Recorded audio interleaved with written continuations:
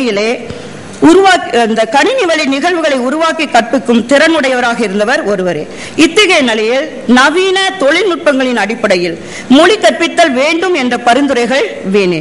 இன்னும் பள்ளிகளில் பணியாற்றும் தமிழாசிரியர்கள் நிலை எத்தகையது என்பது ஆய்வுக்குரியது. ஏனெனில் தொடக்க பள்ளிகளில் கல்வி கற்பிக்கும் ஆசிரியர்கள் ஆசிரிய பயிற்சி பெற்றவராக இருப்பினும் தமிழ் மொழி பயிற்சி நிரம்ப பெற்றவர்கள் அல்ல என்பது சிந்தனைக்குரியது. தமிழாசிரிய பயிற்சியில் கல்வியல் தொழில்நுட்பம் என்பது கற்பித்தலில் புதுமைகள் என்ற பாடப்பிரிவின் ஒரு பகுதியாக அமைந்துள்ளது. இப்போதைய கல்வியல் பாடத்திட்டத்திலே இன்னோவேஷன் எஜுகேஷன் அப்படின்னு சொல்லிட்டு ஒரு பகுதி இருக்கிறது. அந்த பகுதியினுடைய பங்கு என்ன என்று பார்க்கும்போது அந்த பாடப்பிரிவினுடைய பதிவேடுகளை எழுதுவது, கற்பித்தல் துணைக்கருவிகள் செய்வது என்ற நிலையோடு முடிந்து விடுகிறதே தவிர அந்த பாடத்தை தெளிவாக அந்த மாணவர்கள் செயல்படுத்தக்கூடிய அளவுக்கு அறிவு பெறுவதற்கான வாய்ப்புகள் குறைவாக இருக்கிறது. மேலும் விருப்ப பாடம் என்ற ஒரு நிலை வைத்திருக்கிறார்கள். அதுல அந்த மாணவர்கள் விருப்ப பாடமாக ஒரு 12 துறைகள் வைத்திருக்கிறார்கள். அதுல கணினி துறையும் ஒன்று. அந்த 100 மாணவர்கள் இருக்கக்கூடிய நிலையிலே அந்த கணினி படிப்பிலே விருப்ப பாடமாக தேர்வு செய்யக்கூடியவர்கள் 100 பேருக்கு 10 பேர் தான் தேர்வு செய்கிறார்கள். இப்படிப்பட்ட நிலையில இருக்கும்போது அந்த மாணவர்களுடைய கணினி அறிவு குறைக்கப்பட்ட நிலையிலே அவர்கள் ஆசிரியர்களாக போகும்போது அந்த கணினி அறிவை அந்த மாணவர்களிடம் ஊட்ட முடியாது, உருவாக்க முடியாது என்பது என்னுடைய கருத்தாக இங்கு முன்வைக்கிறேன். இன்னும் பணி வாய்ப்புகளை அடைதலிலே கணினி அறிவு துணை தகுதி என்ற நிலை இல்லாமல் அடிப்படை தகுதியாக பயிற்சி அளிக்க திட்டமிட வேண்டும். மேலும் தமிழ் ஆசிரியர்களாக இருப்போருக்கு பணியிடை பயிற்சியாக கணினி கற்றல், அதில் செய்முறை பயிற்சிகளை பெற வைத்தல், புத்தொழில் பயிற்சிகள் போன்றவர்களின் மூலம் ஆசிரியர்கள் தம் பணியில் தொடர்ந்து முன்னேற்றம் காண அரசு ஆவணம் மேற்கொள்ள வேண்டும். அதுவே கற்றல் கற்பித்தல் சிறக்க ஏதுவானாகும். என்னுடைய ஆசிரியர் பணியினுடைய அனுபவத்திலே நான் பார்க்கும்போது அந்த துறையிலே கணினி பயிற்சிக்காக ஆசிரியர்கள் அனுப்புவார்கள். கணினி ஆசிரியர்கள் அனுப்பினார்கள், ஆங்கில ஆசிரியர்களை அனுப்பினார்கள், அறிவியல் ஆசிரியர்களை அனுப்பினார்கள். ஆனால் தமிழ் ஆசிரியர்களை கணினி பயிற்சி பெறுவதற்காக அனுப்பி வைக்கப்படவில்லை. அப்பொழுது அந்த தமிழ் ஆசிரியர்களுக்கு எத்தகைய விதத்தில் அந்த அறிவை பெறக்கூடிய வாய்ப்பு ஏற்படும்? இது ஒரு குறைபாடாக, ஏனால் அவர்கள் கற்க வேண்டாம் அப்படிங்கிற ஒரு நிலை இருக்கும்போது ஆரம்ப நிலையிலே நாம் தமிழை கணினி வழியாக கற்றுக் கொடுக்கக்கூடிய வாய்ப்பு மிக குறைவாக இருக்கிறது. இன்னும் சொல்லும் போது நம்முடைய ஆய்வுகள் கணினி வழியாக கற்பிக்கின்ற நிலை, பாடங்களை உருவாக்கக்கூடிய நிலை எல்லாம் மேல்மட்ட ஆய்வு நிலையிலே தான் இருக்கிறதே தவிர அடிப்படை பேசிக் எஜுகேஷனுக்கு போவதற்கான வாய்ப்பு இல்லாத போது நாம் ஒரு பெரும்பான்மையான வெற்றியை காண்பது என்பது இயலாது. முடிவாக தமிழை பற்றியும் தமிழ் மொழி வளர்ச்சி பற்றியும் சிந்திப்பதற்கும் திட்டமிடுவதற்குமான இனிய சூழலாக உலக செம்மொழி தமிழ் மாநாடு வாய்க்கப்பெற்றமை பெரும் பேராகும். தமிழ் கற்பித்தல் என்பது இலக்கிய இலக்கண பைவோடு நில்லாது பல்துறை தமிழாக விரிவடைந்து பயனாக்க தமிழாக உலகளாவிய மாற்றங்களின் அடிப்படையில் புதுமை போக்கினுக்கு வழிவிடும் நிலையில் மொழி வளர்ச்சி குறித்த ஆக்கப்பணிகள் அவசியமாகின்றன. மொழித்திறன் பெறுவதற்கான தேவையும் எதிர்பார்ப்புகளும் நிறைந்துள்ள சூழலில் அதை வளர்ப்பதற்கான வழிகளை தேர்வு செய்வதற்கான அனுபவமும் செயல்படுத்துவதற்கான பயிற்சிகளும் வலுவானதாகவும் விரிவானதாகவும் அமைய வேண்டியது காலத்தின் தேவையாகும் என்று சொல்லி என்னுடைய கட்டுரையை நிறைவு செய்கிறேன். நன்றி. அதாவது அம்மையில் சொன்னது போல தொடக்கப்பள்ளியில் உள்ள ஆசிரியர்களுக்கு முதலில் கற்பித்தல், தமிழ் பற்றி பேசுவதற்கு பயிற்சி கொடுத்தல் மிக அவசியம். அது மட்டுமல்லாது எந்த ஒரு பணியாக இருந்தாலும் அது தொடக்கப்பள்ளி தலைமை, அதாவது தொடக்கப்பள்ளி ஆசிரியர் தலையிலே தான் விடுகிறது. இப்பொழுது 2010 மக்கள் தொகை கணக்கு, நாங்கள் அதை பார்ப்பதா மாணவர்களின் நலனை பார்ப்பதா என்பது எங்களுக்கே ஒரு ஐயப்பாடாக உள்ளது. அந்த பணியில் வேறு ஒரு நண்பர்களையோ அல்லது வேலை வாய்ப்பற்ற இளைஞர்களுக்கோ கொடுக்கலாம். அதை விடுத்து ஆசிரியர்களுக்கு அந்த பணியை கொடுப்பது சுமையாக உள்ளது. மேலும் அம்மையார் சொன்னது போல எங்களுக்கு தமிழ் மொழியில் நல்ல ஒரு பயிற்சி அளிக்க வேண்டும்.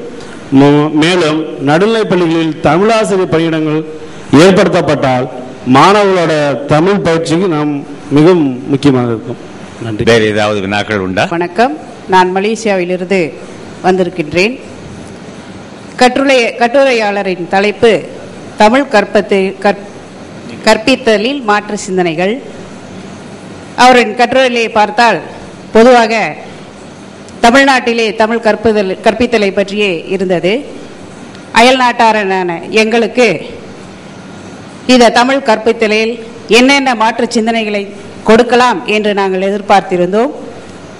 அவை இங்கே குறிப்பிடப்படவில்லை என்பது என்னுடைய கருத்தாக அமைகின்றது.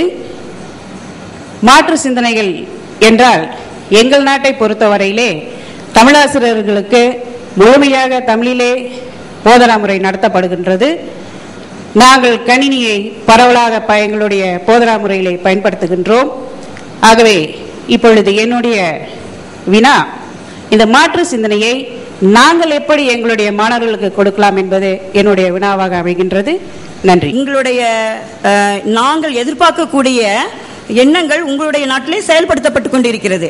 ஆனால் எங்களுடைய தமிழ்நாட்டிலே தொடக்கப்பள்ளி ஆசிரியர்களுக்கோ அல்லது உயர்நிலைப்பள்ளி தமிழாசிரியர்களுக்கு குறிப்பாக சொல்கிறேன், இத்தகைய பயிற்சிகளும் அதன் தொடர்பான செய்திகளும் குறைவாக கிடைத்திருக்கிறது.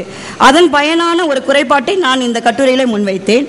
உங்களுடைய நாட்டுக்கு தேவையானது என்ற நிலையிலே உங்களுடைய நாட்டு கல்வி அமைப்பு முறைகளை நான் தேர்வு செய்திருக்க வேண்டும் அல்லது தெளிவு பெற்றிருக்க வேண்டும். அத்தகைய தெளிவு இல்லாத நிலையிலே என்னால் தகுதியான கருத்துக்களை சொல்ல இயலாது என்பதை வருத்தத்தோடு தெரிவித்துக் கொள்கிறேன். இந்த அரங்கத்திலே உங்களுடைய கேள்விக்கான விளக்கம் கிடைக்கப்பெறும். ஏனென்றால் மற்ற தேர்ந்து கற்று துறைபோக்கிய புலமையாளர்கள், கல்வியாளர்கள், மொழி ஆசிரியர்கள் இருக்கிறார்கள். அவர்கள் சொல்ல வேண்டுமா கேட்டுக்கொள்கிறேன். பேராசிரியர் நடராஜ பிள்ளை அவர்கள் சில கருத்துக்களை இப்பொழுது முன்வைப்பார். அவங்க கேட்டது போல அந்த மாற்று சிந்தனைகள் அவருடைய கட்டுரையில் வரவில்லை, உங்களுக்கு தேவையானவை. ஆனால் நான் என்ன சொல்றேன்னு சொன்னால், பேராசிரியர் கூறியது போல அவர்களுக்கு ஐயை மட்டும்தான் தமிழ் சொல்லாக இருக்கிறது, மீதியெல்லாம் ஆங்கிலத்தில் இருக்கிறது. ஆக அவர்களுக்கு தேவையானது மாணவர்களுக்கு, மலேசிய மாணவர்களுக்கு தேவையானது சொற்கள். முக்கியமாக நாங்கள் எங்களுடைய நிறுவனத்தில் ஒன்று செய்திருக்கிறோம், செமான்டிக்கலி கிளாசிஃபைடு ஒகாபுலரின்னு சொல்லி. அது இருந்தால் நன்றாக அவங்களால் ஒகாபுலரி டெவலப் பண்ண முடியும். இரண்டாவதாக முக்கியமான கோர ஐயா கூறியது போல பேச்சு தமிழ், எழுத்து தமிழ். இந்த பேச்சு தமிழிலிருந்து எழுத்து தமிழுக்கு போவது அல்லது எழுத்து தமிழிலிருந்து பேச்சு தமிழுக்கு போவது எவ்வாறு என்பது பற்றிய சில சிந்தனைகளும் நீங்கள் யோசிக்க வேண்டும். இதே பிரச்சனை தான் சிங்கப்பூரில் மாணவர்களுக்கும் இந்த பிரச்சனை, பேச்சு தமிழை பேசுவது எப்படி. இப்பொழுது உங்களுக்கு தெரிந்திருக்கும், அவங்க பேச்சு தமிழை முதல் வகுப்பிலிருந்து கற்பிக்கலாம் என்று நினைத்திருக்கிறார்கள். ஆனால் அது எந்த அளவுக்கு நீங்களும் அவ்வாறு கற்பிக்கக்கூடாது. என்னை பொறுத்த வரைக்கும் பேச்சு தமிழில் தொடங்கக்கூடாது என்பதுதான் என்னுடைய கருத்து. எழுத்து தமிழில் போகலாம், ஆனால் பேச்சு தமிழில் பேசுவதற்கான வாய்ப்புகளை நீங்கள் தர வேண்டும். இவ்வாறு சில மாற்று சிந்தனை, நான் இங்கே எல்லாவற்றையும் சொல்ல முடியாது, என்றால் என்னுடைய கருத்தாக சிலவற்றை மட்டும் சொல்லுகிறேன். நன்றி. என் பெயர் அண்ணாமலை, நான் ஆஸ்திரேலியாவிலிருந்து வந்திருக்கிறேன். அவர்கள் கேட்ட கேள்விக்கும் இவர்கள் சொன்ன பதிலுக்கும் இடையே எங்கள் நாடு சற்று வித்தியாசப்பட்டிருக்கிறது. நாங்கள் சனிக்கிழமைகளில் மட்டும் தமிழை கற்றுத்தருகிறோம். பேச்சு தமிழைத்தான் முதலில் ஆரம்பிக்கிறோம். பேச்சு தமிழை சொல்லிக் கொடுத்த பின் தான் எழுத்து தமிழை சொல்ல வருகிறோம். எங்களை பொறுத்தவரை அது ஒரு வெற்றி வழியாக இருக்கிறது. 12ஆம் வகுப்பு இயற்றல் தமிழ் அங்கு எடுத்து படிக்கலாம், படித்து தெரியவர்கள் இருக்கிறார்கள். அதற்கு முக்கியமான காரணம், அங்கு 12ஆம் வகுப்பில் கேட்கப்படுவதும் பேச்சு தமிழ் அதிகமாக. அது ஒரு டிரான்ஸ்லேட்டர் கோர்ஸ் மாதிரி இருக்கும். அது மாதிரி இங்கே உங்களுக்கு அப்படி இருந்தால் அந்த நடைமுறைகள் பேச்சு தமிழை கற்பிப்பதுதான் எழுத்து வாயிலாக, பேசுவதற்கு கற்பிக்கலாம். ஆனால் பேச்சு தமிழை பாடநூலில் கொடுத்து படிக்க வைப்பதற்காக கொடுக்கக்கூடாது என்பதுதான் எனக்கு கருத்து. என்ன சார், அங்கே போனால் ஸ்பெல்லிங் சிஸ்டம் மாறிடும். ஏன்னா எலன்னு சொன்னோம்னா ஏ போட்டு எழுதுறதா, எப்படி எழுதுறது, நிறைய பிரச்சனைகள் வரும். நிறைய வட்டார கிளைமொழியினுடைய கிளை வழக்கினுடைய தாக்கம், அதுதான் என்னுடைய கருத்தாக சொன்னீங்க. அதை எழுதக்கூடாது, நம்ம சொல்லிக் கொடுக்கலாம். பேச்சு தமிழை கண்டிப்பாக சொல்லிக் கொடுக்க வேண்டும் சார். பார்வையாளர்களுக்கு திருமதி இந்திரா கிருஷ்ணன், திருமதி ராஜேஸ்வரி இவர்கள் இருவரும் இணைந்து இங்கே கட்டுரையை சமர்ப்பிக்க இருக்கிறார்கள். அது ஒரு பவர் பாயிண்ட் பிரசன்டேஷனாக இருக்கும் என்று நம்புகிறேன். இந்திரா கிருஷ்ணன் அவர்கள் தமிழ் இலக்கியத்திலே MA பட்டதாரி.